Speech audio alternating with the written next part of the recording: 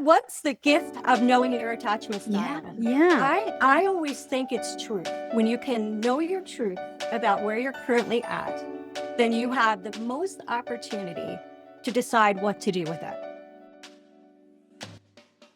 Today, it's your birthday. Not sure what that means? Let us introduce you to this powerful concept in our community.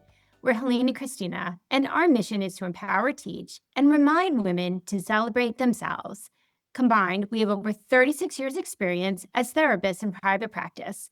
But today, we come to you not as your therapist, but rather two women with a bonus woman with us in this life stage with you, your friends. Our podcast promises to talk about the hard or uncomfortable topics in a way to empower you, laugh along the way as part of healing, and find joy in life. What sets us apart, you might ask? We leave you with gifts with each and every episode. Now that we are friends, why don't we make this official? We would love to help you start your Thursday morning, so make sure you follow the show wherever you listen and sign up for our free newsletter at yourbirthdaypodcast.com to receive the episode in your inbox weekly. Welcome back, friends. And if you are new to the show, we are so thrilled you are here. You chose to join us for a really exciting episode that we know you're going to get so much value from. We invited our colleague, Dr. Charity Godfrey, to join us in our chat today. She is an amazing therapist and an all-around awesome human. Today, we're going to talk about something that explains so much of our relationships, whether it's romantic, friendships, parenting, or even work relationships. And instead of labeling ourselves, we're reframing it as a gift called the gift of knowing your attachment style. Before we dive in, hi, Charity. Thanks for agreeing to come on the show. We would love if you would share with our audience a little bit about who you are, what lights you up, and why you said yes to be on this show and to talk about this topic. Yeah, why I decided to be on the show is I grew up with the most amazing, empowered woman. My mother is amazing. So I learned early on about how to be inclusive in communication and how that was really important, particularly in education.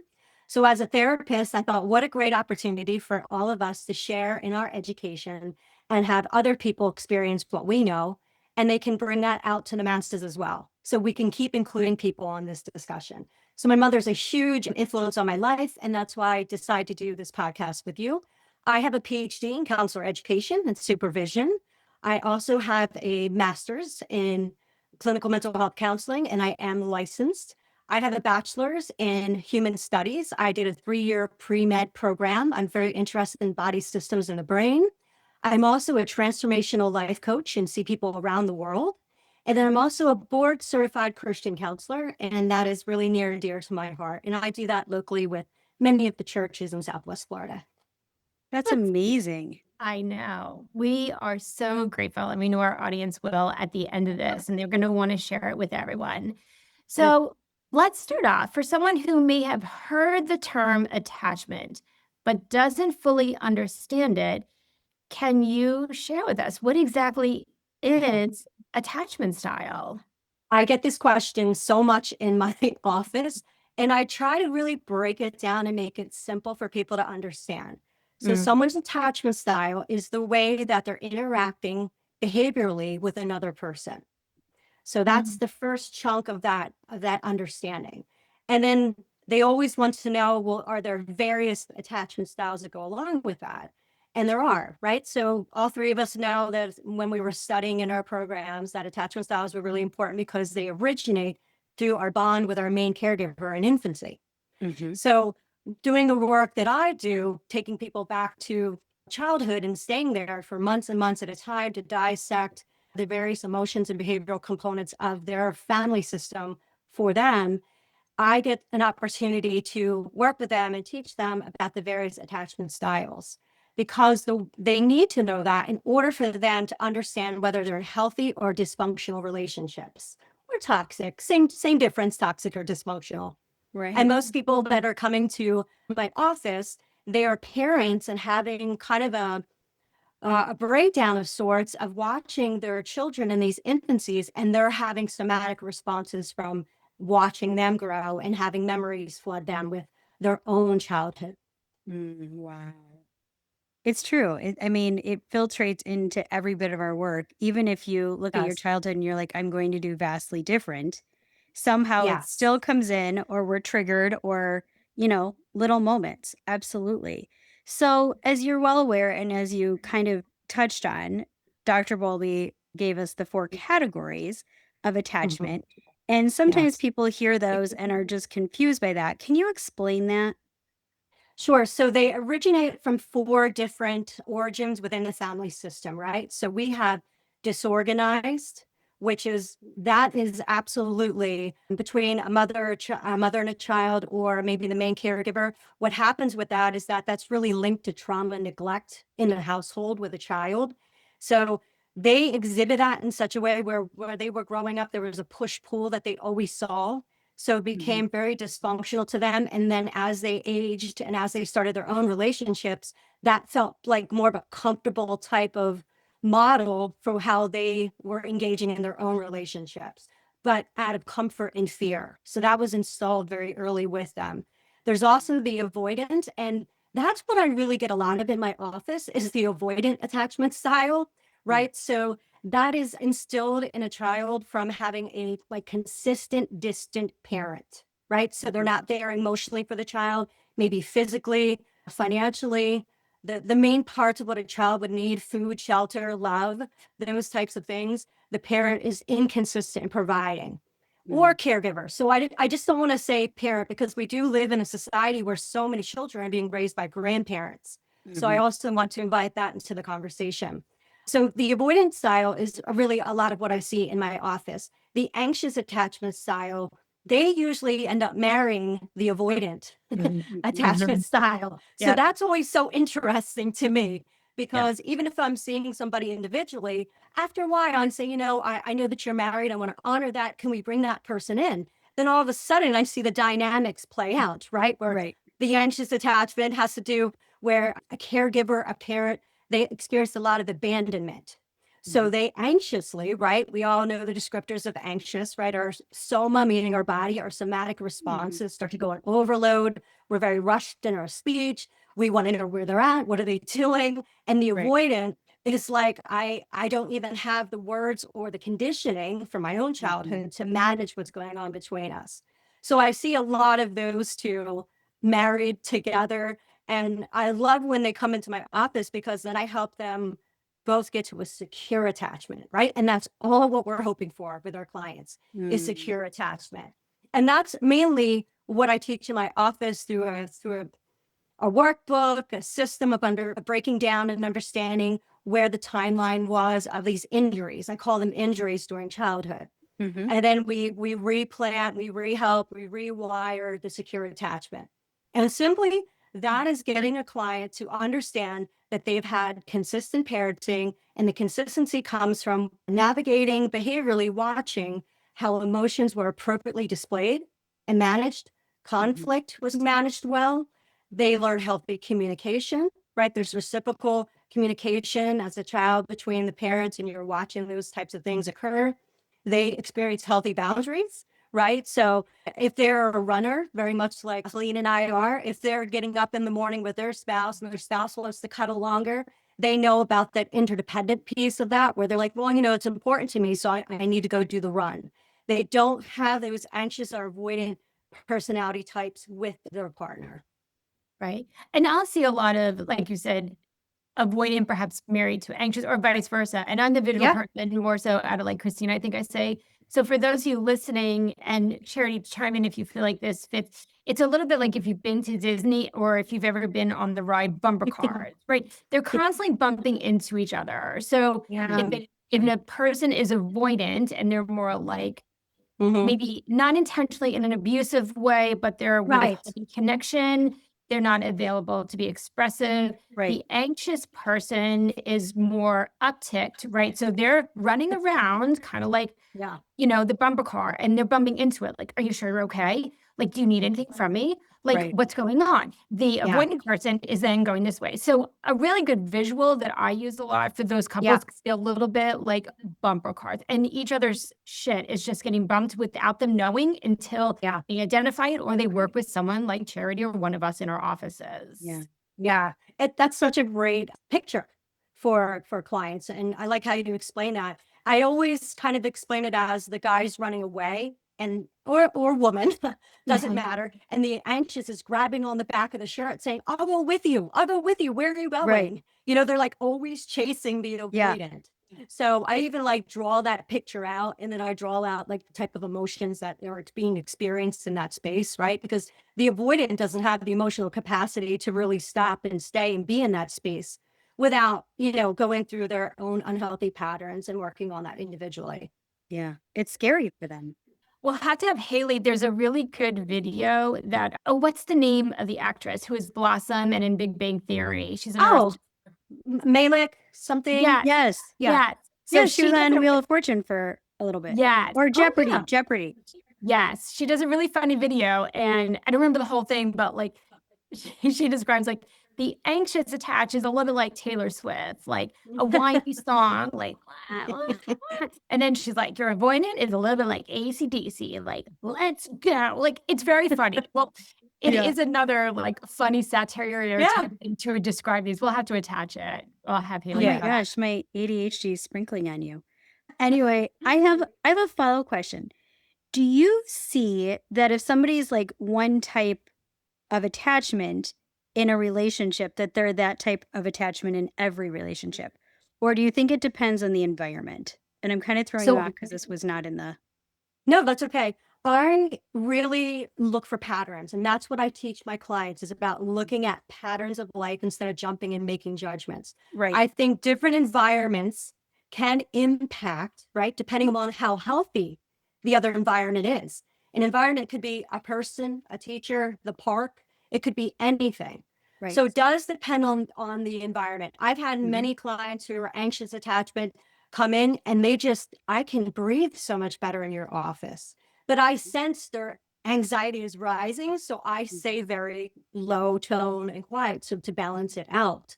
So I think it really depends on the environment and whether it's healthy or not. That's what I have noticed Absolutely. in my career, because the person who comes to our offices, right, they bring all of their experiences in. I mean, where they were 10 minutes ago, where they were last weekend, Right. who they met on Friday night. It's just not that person. It is all the experiences and everybody that's impacting them. And it can be either healthy or unhealthy. And the latest research is even showing, the impact of in utero. Like Oh, I love this topic. we Love always it. knew the impact from a nutrition, from a Yes. nourishment, from a medical care standpoint, but I don't think we Yes. totally understood, and there was a lot of fear surrounding the impact from a mental health standpoint. Yes. I did a professional presentation for the Global Leadership Conference last year, and I talked all about that. So when my clients do come in, that's such a good point, Christina. I'll say to them in probably a more couth way, I'll say, are your parents still alive?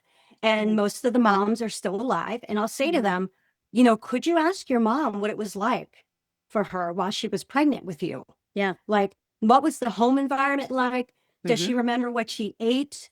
Was she a working pregnant woman? Was she, just staying home at that time? Because we know now, I love this topic because we know now that baby is hardwired, right? It's experiencing everything the environment is experiencing. Yeah. And when I talk to clients about that, they get a little scared when I start using hardwired because they're wanting behavioral changes. And I do believe we can behaviorally change many of the things that people have experienced. But I do think it's important for them to know that this happened when they were in utero, because as people get healthier, I talk to them about even when they get pregnant, right? And having those experiences that can really make a healthier impact for their unborn child. Yeah. What a great topic. We could spend 2 hours Oh my on that gosh. topic. We're going to have you back yeah. on for that topic because I Yes. think it's so powerful. Helene and I both have our pregnancy stories with our second one and grief that came into it. And, I just think it's powerful. And I definitely think it contributes to my son's sweet demeanor and just his very empathetic personality. Because I lost my mom when I was 6 months pregnant. Oh, my And goodness. she was my best friend. And so I remember I was so nervous about it. I remember my OB being like, oh, it's fine. It's no big deal. And I was like, I don't agree with you. I firmly believe it's a big deal. And not like he wasn't like ignoring my grief, but just saying like the baby will be fine. And it's huge. And I think I honestly believe our attachment begins in utero. Yeah. Yes. And generations before. But I also think the Yes. cool thing, like you said, when you do that therapeutic work, we literally can see medically that you change your genetic expression. So when you change your attachment style, you're changing how you express your genes for yourself and future generations, which is just so powerful. Right. Yeah. And that goes back to a lot of what you say, Christina, like the trickle effect. And I know we sprinkled that in most episodes. So the trickle effect of you recognizing and knowing maybe what was handed to you, because Christina talks about that too, like what maybe your mother experienced, and then you knowing who you are now, the trickle effect is the impact of what it can have in the future generation that you're birthing and creating into this life in this world. Yeah. So there's this really great research. Go with me for a second on this. I love research. I'm reading it all the time. Yeah. So I was actually at my church and we had a pastor come in and he was talking about this research. I swear, girls, it aligns. So stay with me. So he was saying how this researcher had a rat and it would put a shock collar on the rat. And anytime it would get near the food, he would shock it. So, after a while, it stopped going to the food. Yeah. Yes. So what they ended up doing was that rat got pregnant and had a child rat. And then they didn't put the shock collar on the rat, but they would put the food there. And the rat would have a hard time actually wanting to eat that food. They had to behaviorally do something completely different. They would have to hold the food up to the rat. The rat would be too afraid to move. So here's the best part. That rat got pregnant. And then that rat had the exact same expression from the first generation of doing that. 2 generations later. True. Yeah. Yeah.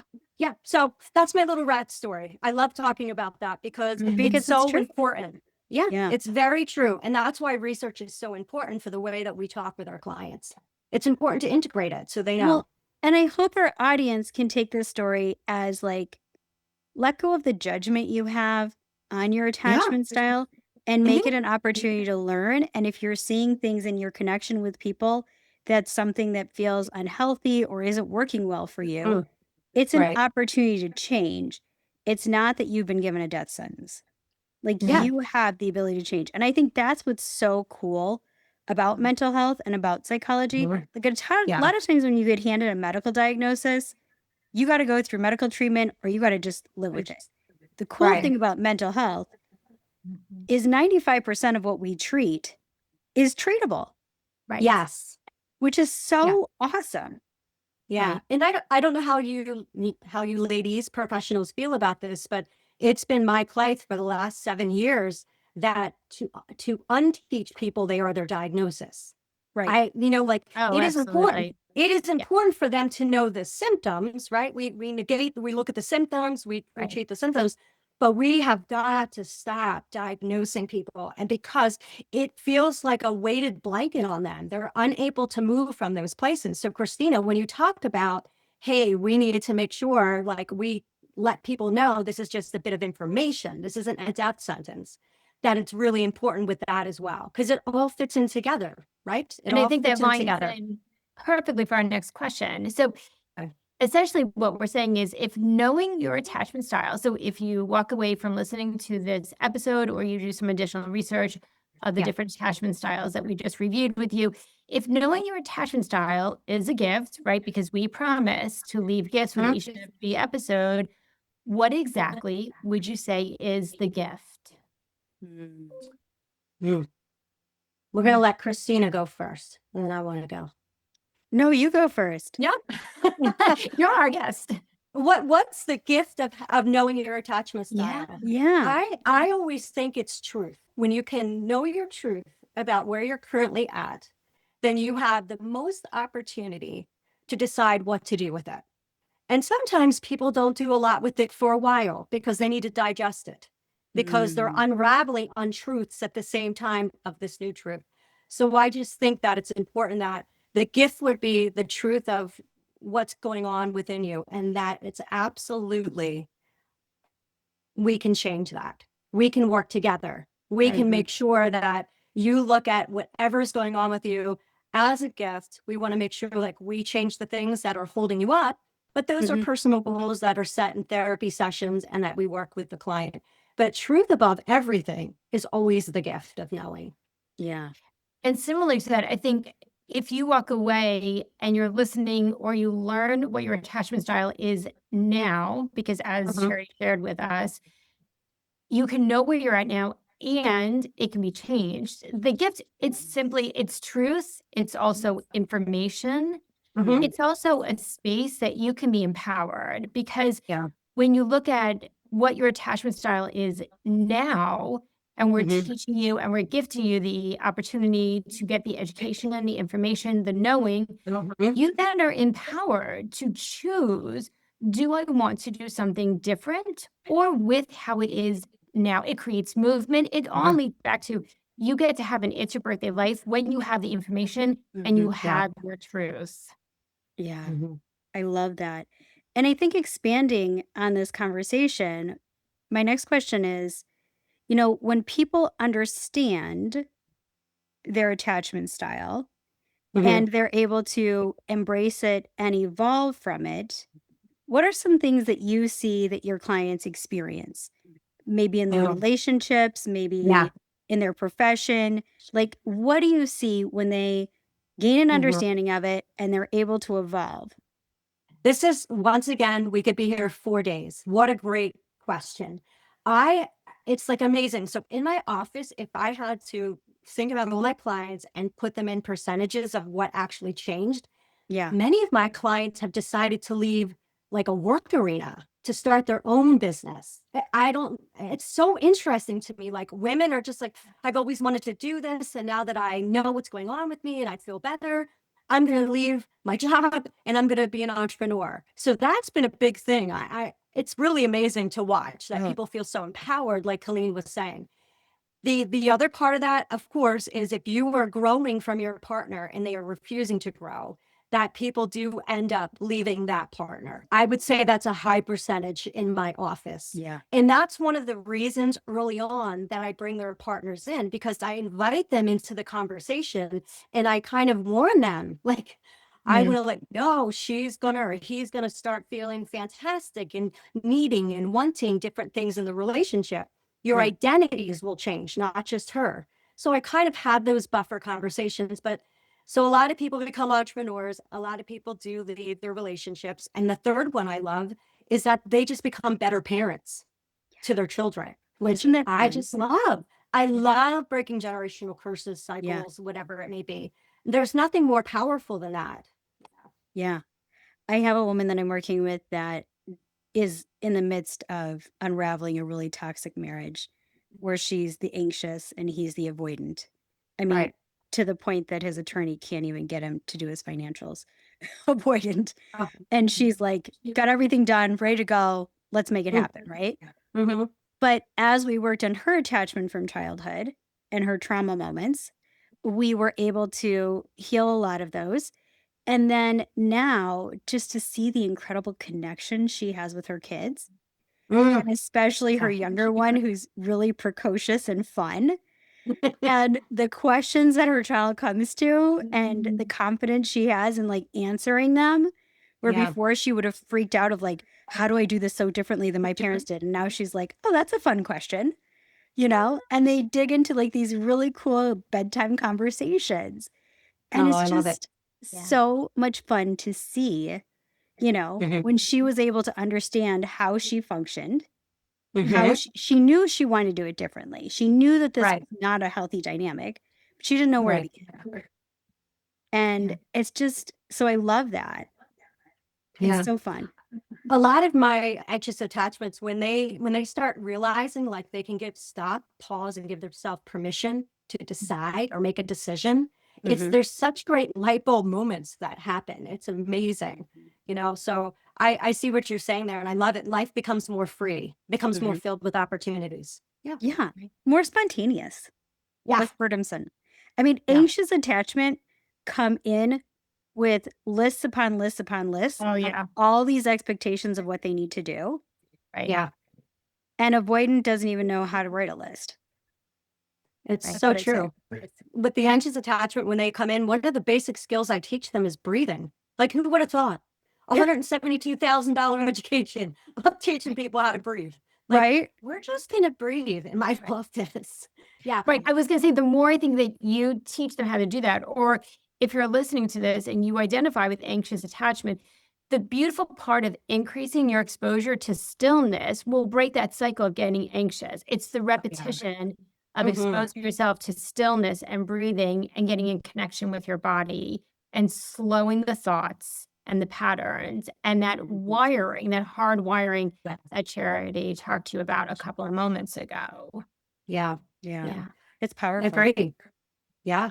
So you talked about some of those, I think, big moments that can happen when people learn. Maybe they choose to lose a relationship, or maybe they recognize I can have the courage and the availability and the accessibility and the willingness, the desire to do entrepreneurship.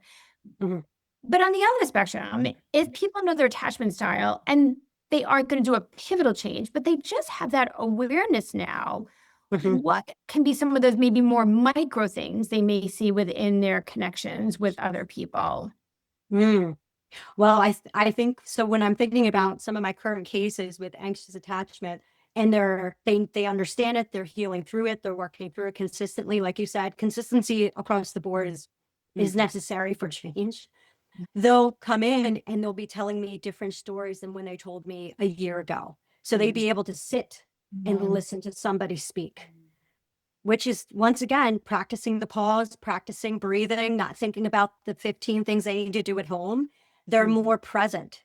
So although to me, that still feels like a big thing and a big win, because we do in my office, I'm always like, okay, 5 wins and 5 God moments. What are we doing? Like, let's hear them. And some of them are more small like that. Like I just sat at the pool and I didn't think about cleaning the windows. I was like, this is amazing. Like, I'm so happy for you. Because cleaning the windows isn't for her, it's for the family and for him. And, so it's like just being in the space of being able to enjoy a conversation, especially with an anxious attachment. Yeah. Yeah. And not carrying that guilt. Yeah. Right. Not carrying that guilt. And then the avoidant, right? So, like I said, I have a lot more cases of avoidant and just being able to like breathe through walking back into the room and engaging and sharing an emotion that they're experiencing instead of avoiding the topic, what's going on. Just slowly, just like, I heard what you said. I'm feeling whatever it is, fill in the blank. And then kind of, because we do it step by step, but then retreating, to regulate their system. That's still a big win for me because they didn't go and distract and start weightlifting or washing the car or whatever the thing is that's distracting them. So it just be like all of a sudden the anxious slows down and the avoidant more moves towards. It's so beautiful. It's so exciting to see that. It's like, And I think, go for it. No, I was going to say the beautiful thing about the avoidant is that when they do that, it's really a triple win because when they can regulate, stay present with the pause, they make a commitment. I need to take a moment to calm myself down, not leaving for 3 hours, 10 minutes. They make the commitment to themselves. They make their commitment to their partner, and they make their commitment to the relationship. So there's 3 wins when an avoidant person can say, I'm upticked right now. It's my responsibility to get it down. I commit to come back to you. It's a triple win, but what feels like a micro moment can lead to such macro intimacy and connection. Oh, for sure. Because now the anxious attachment style knows that she or he doesn't have to run towards the avoidant. Trust. Yes. Yeah. It's powerful. Oh my gosh. I love that. I'm so focused that I'm losing track of our questions. I'm sorry. Whatever. So in our office, we regularly hear, I get that I'm not securely attached, but that feels unattainable. So if our audience is sitting here feeling just really overwhelmed and feeling like, I don't even know where to start, what message would you give them to help them just take a small step, a small gift to themselves? So I had an incredible supervisor when I was in my master's program. So I still do a lot of her techniques that she taught me. So building secure attachment in someone, what I would start with is kind of role modeling a healthy conversation with them. back and forth because communication, right? So new language, practicing it out with somebody, role modeling, healthy boundaries. We practice writing down, compare and contrast lists. What would be an unhealthy boundary compared to a healthier boundary? What would that look like? What would that feel like for you? So there's a lot of written work and a lot of role modeling in my office for those types of things. Because the three of us think about this, we are the first healthy role model for our clients. Like, what an honor. It's so amazing. I can't believe we all get to do this. It's amazing. I know. So we provide that information to them. We give them the space to do that. And, the avoidance always starts with I don't know. And then I say, I'll wait. So then I wait for like 10 minutes and we're still sitting there and maybe we're pulling on an anxious toy or what I'm in, whatever's going on. But the point is all of a sudden their body will start to regulate because I'm just giving them the space to do that. So I start with healthy boundaries because I care about safety. I started out in crisis and domestic violence and sexual assault. So I want safety. And then I work on the healthy communication styles. But I do that role modeling in my session. That's awesome. I love that. And I think that's key for people to feel ready to face this because it can feel very overwhelming and scary. And especially if you've been, multiple generations of the same attachment style, it feels like a giant burden on your back that you're carrying in. And why do I have to work on this? Why can't I just continue the way I am? And it's because there's a nagging, healthy sense in you that says, let's fix this. Let's fix this. You want to be the best version of yourself. And Helene and I talk about all the time, like being human is evolving. Like we are evolving every single day, either forwards or backwards, depending on the choices we make, hopefully forwards and, humanly backwards at times. But I think it's key to just being able to say, small things like it's okay to express yourself. Yes. And let's practice it.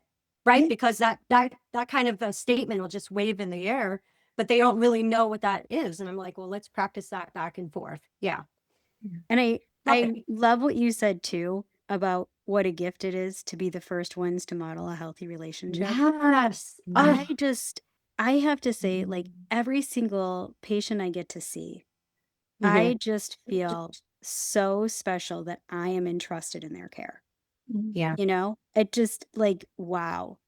It's an honor, every one of them, that I get to be a part of your journey towards a healthier you. Yeah. It's such a blessing. I mean, I don't know how you ladies feel about this. I don't feel it's a heavy burden or a lot of pressure. I just naturally feel like I'm so excited. And I tell them, I'm so thrilled that you decided I'm your person to open up to. I'm like, thank you so much. Yeah. And I said, you will always be the expert of your life, but I am the expert of information and we're going to work together. And we're going to do this together. And, we got this. I love like empowering statements because that's what people need to grab onto in moments of turmoil, right? So they need these short bursts of information. And it's just amazing. It is such a pleasure and a blessing for everybody that walks through our door. Yeah. Before I go to my question, there was a gift that I want people to hear that Charity shared. If you're identifying either with being anxious or avoidant attachment right now, and you're hesitant to go into a therapist office or a coach office, the gift that Charity shared with you is that when you choose the person who is the right fit for you, they will wait. Right? There's no pressure. There's no judgment. There's no expectation. So like that individual, when she said to like Mr. Joe, and he said, I don't know.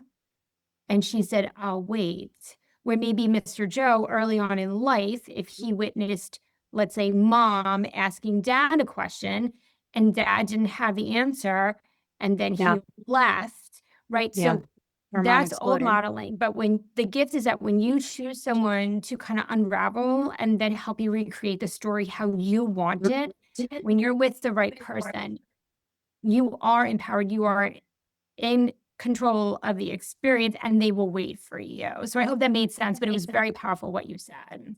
Yeah. And it's sometimes I'm so used to the work I do that, thank you so much, Helene. I forget about those little things that are so important just because it's who I am and a part of my daily routine with clients. But yeah, we certainly will wait. We're not a pressure cooker for people. We're a release for people. I Yeah. love that. I'm a master at sitting in sessions and nobody's talking. I worked in recovery, so I'm happy to sit for an hour with somebody that doesn't want to talk because the likelihood is they'll talk next time. Right. So yeah. I do that with teenagers. Yeah. Sometimes Yeah. they just need that Yeah. quiet, no pressure space. Yeah. The other thing I tell teenagers all the time is if you don't want to be here, I am not going to force you. Absolutely. And if we need to sit in this intake for an hour because whoever is out there is going to be really mad if you leave early. Yeah, I'll no sit with you for an hour. I say we can bullshit or we can sit in silence. You can hang on your phone. What do you need in this moment? Yeah. And usually that creates an open door that they now feel safe, right? But I think that's huge. And I would say to our audience too, if you have a therapist that is not meeting that need, they Yeah. might not be the right fit for you. And that's okay. And I Yes. tell Yeah. patients all the time, like, I'm not the right fit for every single person out there. Mhm. And So if good. I'm not the right fit Oh, for yeah. you, or I've served my purpose in your life and you need to move on to somebody else, like Yeah. that is absolutely okay. And I want Okay. you to feel very safe in having that conversation with me so that Mhm. I can help you find the right fit. Tell me what you liked, what you didn't like, what isn't working well. And Yeah. I have a sea of really amazing clinicians that I can refer to. And so I Mhm. want to help you find your right person. Yep. Boy, is that so important, Absolutely. I Christine? say that That on is the so very first important. session, and I keep Yeah.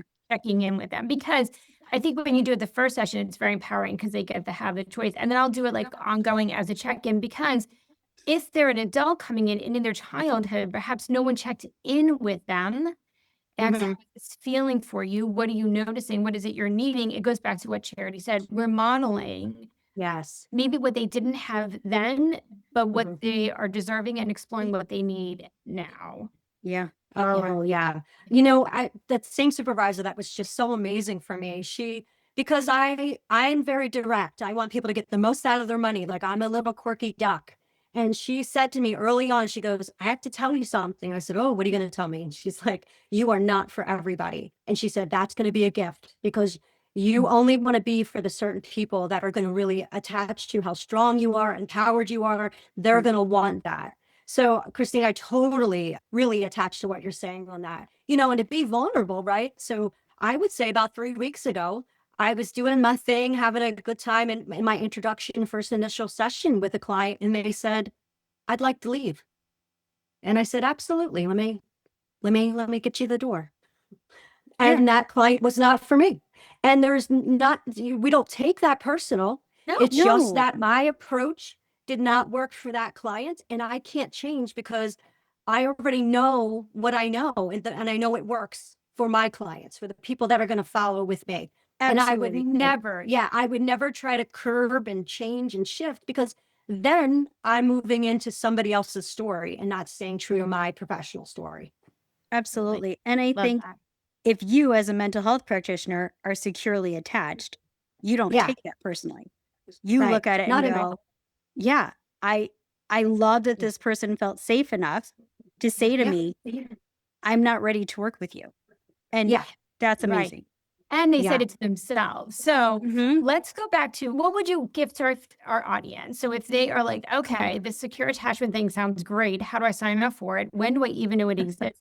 How might it feel in their body, in their Mhm. mind? Like, how would they maybe start having a knowing? Or if they already have that and it's a hell yes, what are they already experiencing?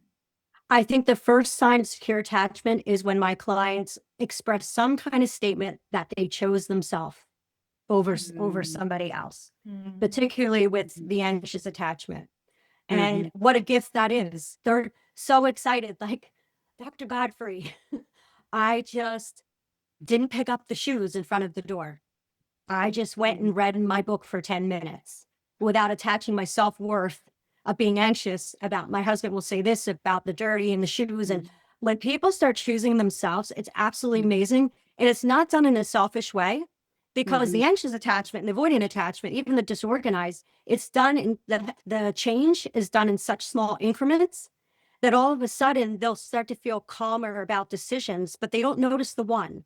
They notice the fifth or the sixth time that they've done that. Yeah. So it's an accumulation of these little things that they have done.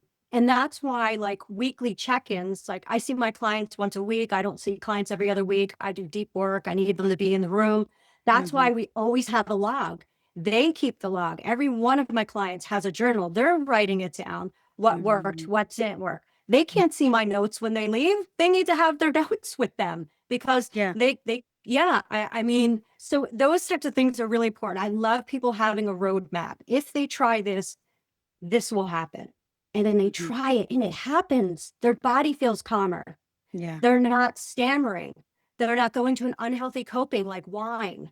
You know, like they're really deciding to just break and pause and really, what do I want? What do I want to say? It's amazing. So those are some of the gifts of secure attachment, is really starting to recognize their attachment style was overshadowing their true personality as a person. Now we get to figure out what they like. Who are they? It's amazing. I love that.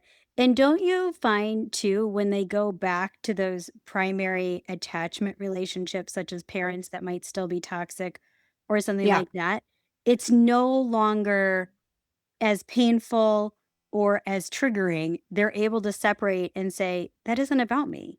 Like, that's Yes. their stuff. And I go Yes. back to the book, Children of Emotionally Insecure. Insecure. Insecure parents. Yeah. Mhm. Yeah. But I think of that when you can get healthy in your attachment and confident in who you are, you can still interact with those people that don't have healthy attachments, but you don't see it as a personal slant on you.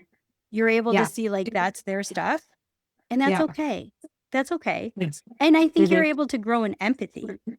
Mhm. I mean, I can tell you Absolutely. in my own personal work, when I got through the anxious attachment, not to say it doesn't bubble up, but when I got through that and got into a more secure attachment, the people that had really unhealthy attachments around me, I was able to step back and go, wow, that's really hard for you. Yes. And it's not about me. And it was Yes. some of it was professionals. Sure. Some of it was personal relationships, you know? But I think your life becomes more calmer and more peaceful Yes. because you're able to separate and not all of a sudden go back into your unhealthy way of trying to Yeah. attach with people.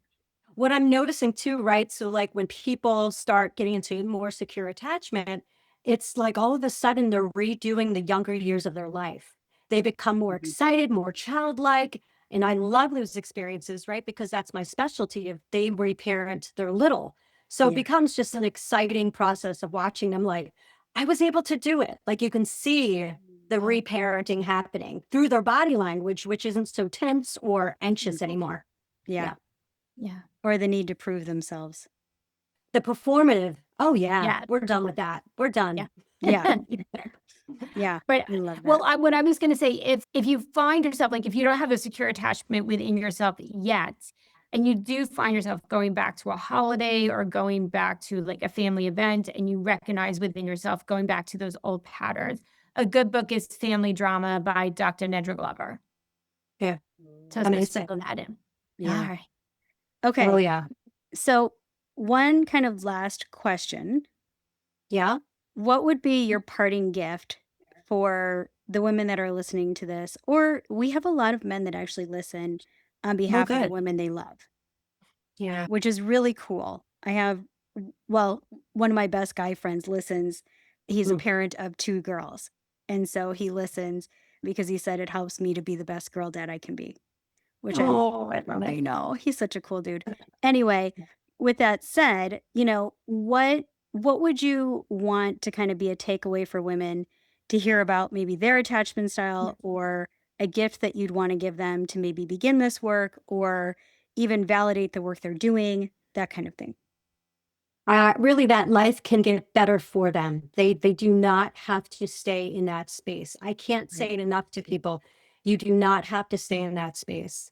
And I think that it's important, even if somebody's not ready to come and see me, right? So even if somebody's calling me and they're like, I know you're good and my friend comes to you, but I'm not ready to come to you.